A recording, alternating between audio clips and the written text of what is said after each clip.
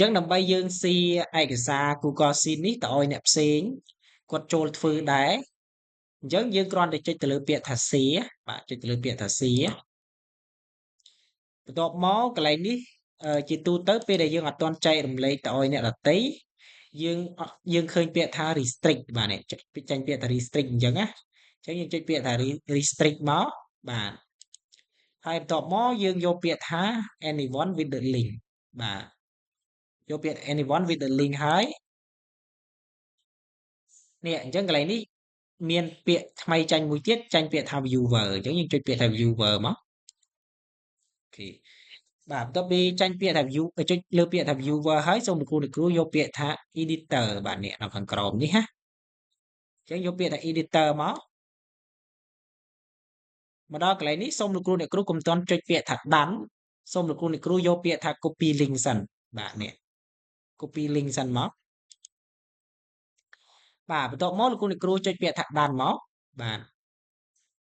ហើយបន្ទាប់មកយើងផ្ញើ link ទៅឲ្យអ្នកដទៃចូលធ្វើបាទឥឡូវឧទាហរណ៍ថាខ្ញុំចង់ផ្ញើអឺ link ហ្នឹងទៅកាន់អឺទៅកាន់អ្នកផ្សេងអញ្ចឹង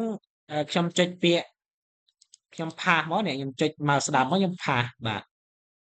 ខ្ញុំផាសមកហើយបន្ទាប់មកខ្ញុំផ្ញើទៅខ្ញុំចុចផ្ញើទៅបានហើយដូចគ្នាដែរខ្ញុំផ្ញើទៅលោកគ្រូអ្នកគ្រូតាមតំណ Google Meet នេះអញ្ចឹងខ្ញុំចុចផ្ញើតាមប្រអប់សារហ្នឹងណាលោកគ្រូអ្នកគ្រូសាកឥឡូវលោកគ្រូអ្នកគ្រូដែលប្រើកុំព្យូទ័រលោកគ្រូអ្នកគ្រូអាចសាកចូលតាមតំណហ្នឹងចាំតិចកុំព្យូទ័រខ្ញុំគៀងបន្តិចដោយសារអ្នកចូលច្រើនបាទអូខេអញ្ចឹងខ្ញុំផ្ញើតំណ link នេះមកខ្ញុំចុចផ្ញើមកអូខេអញ្ចឹងលោកគ្រូអ្នកគ្រូដែលនៅលើកុំព្យូទ័រលោកគ្រូអ្នកគ្រូអាចចុចនៅលើ link នេះមកបាទ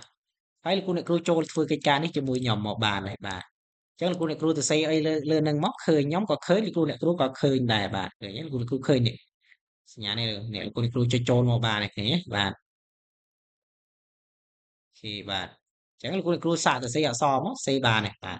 ខ្ញុំសេមកឥឡូវខ្ញុំទៅសេអូខេបាទអញ្ចឹងសរសេរមកលោកគ្រូអ្នកគ្រូសរសេរមកបានដូចគ្នាបាទ